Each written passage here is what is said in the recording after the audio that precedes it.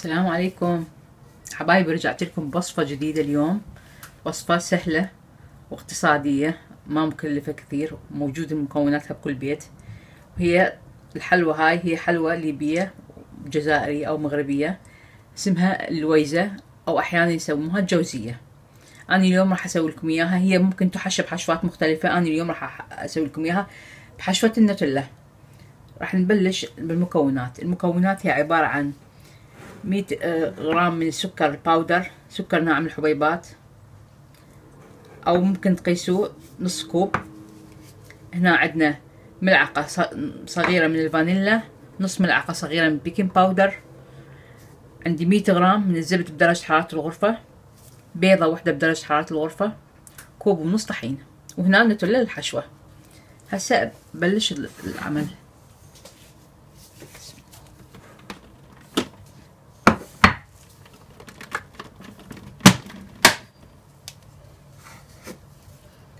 راح اخلي الزبدة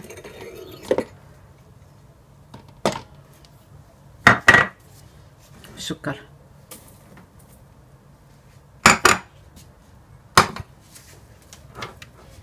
راح اشغل الجهاز اخلطهم الى ان يصير منضغم كلي. هنا راح اخلي انتظر تكون الزبدة مع السكر جافة 100%.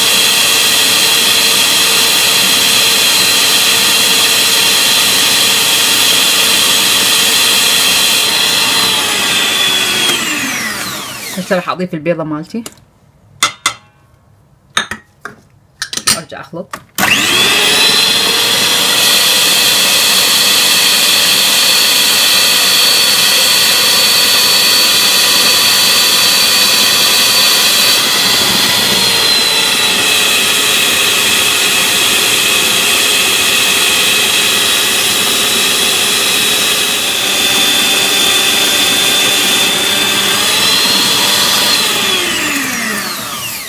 خلطة للسجل. هسه بعد ان كمل الخلط راح اضيف الطحين، المواد الناشفة وياه اللي هي الفانيلا والبيكنج باودر.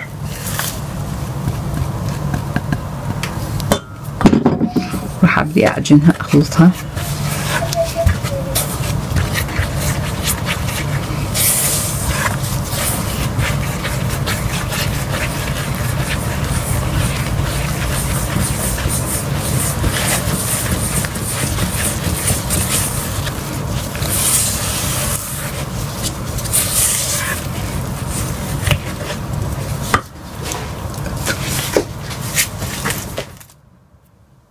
حبايبي بهاي المرحلة راح اضيف النشا. انا نسيت اذكر لكم انه اكو نص كوب نشا. بهاي المرحلة مال العجن راح اضيف النشا اللي هو نص كوب. هسه راح احاول اعجن بايدي.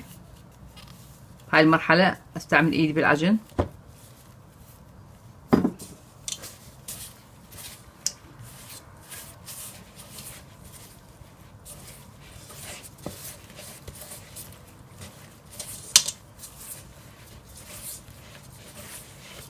الآن تصير عندي عجينة ملسة. حبايبي هذا العجين حصلته بعد أن خلطته وعجنته بإيدي، استعملت إيدي.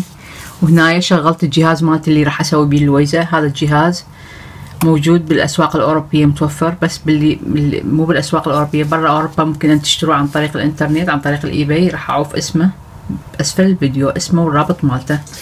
هسه راح أبدي أكور كرات صغيرة،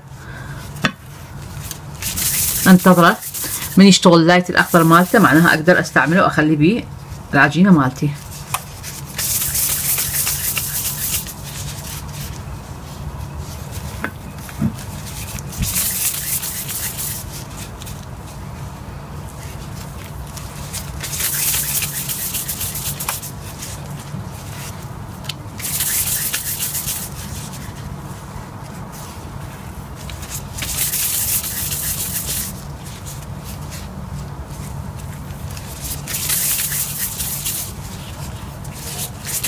تشوفون العجينة شقد ملسة وشقد سهلة التشكيل.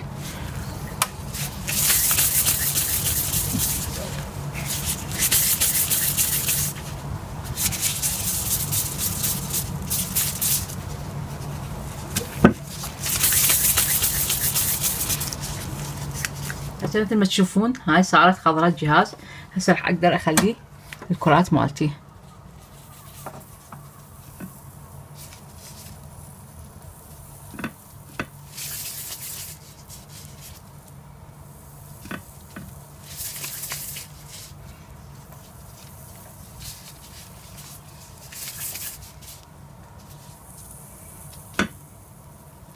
عادي اول وجبة لانه ما كلش تنضبط حجمها. اني اريد هفت على هذا الحجم اللي هو مالت الحفرة. ممكن تطلع شوي اكبر، ممكن تطلع شوي اصغر. هسه تشوفون من تخلون الوجبة الاولى عادي تطلع بها الاشكال، الوجبة الثانية والثالثة تضبطوها.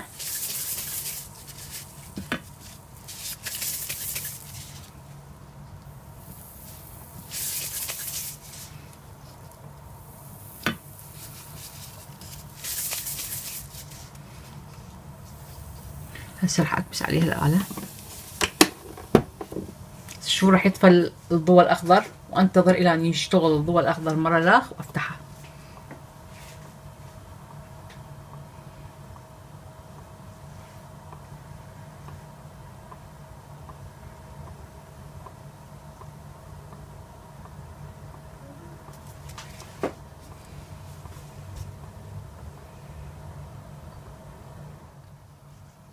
هسه اشتغل الضوء الاخضر مثل ما تشوفون، معناها الوجبة اللي مخلاها عندها تخبزت وكملت.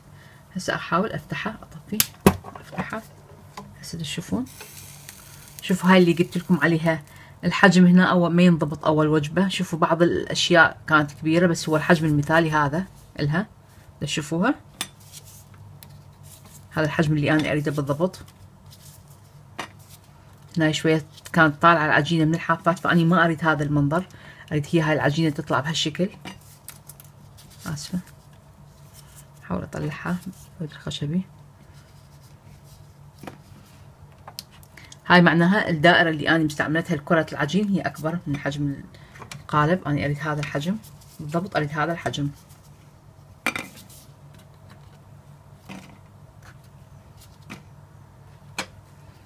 واكمل العجين كله بهالطريقة. حبايبي هاي بعد ان كملت الخبز وكملتها وقفتها تبرد. لازم اتركها تبرد لان ما اقدر احشيها وهي حارة لان تسيح النوتيلا عليها وما تقدر تحشى.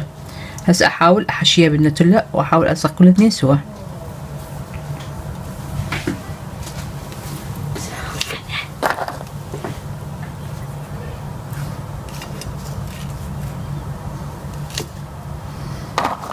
هاي نسوي واحدة اخرى.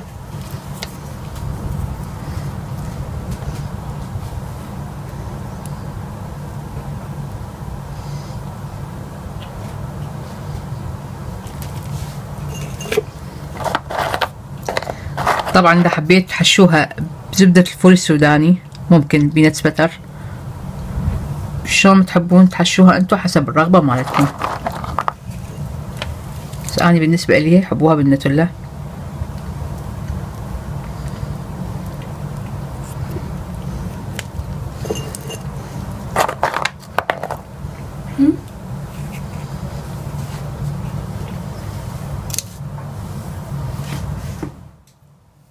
حبايبي هاي بعد ان كملت وحشيتها كلها بالنوتيلا.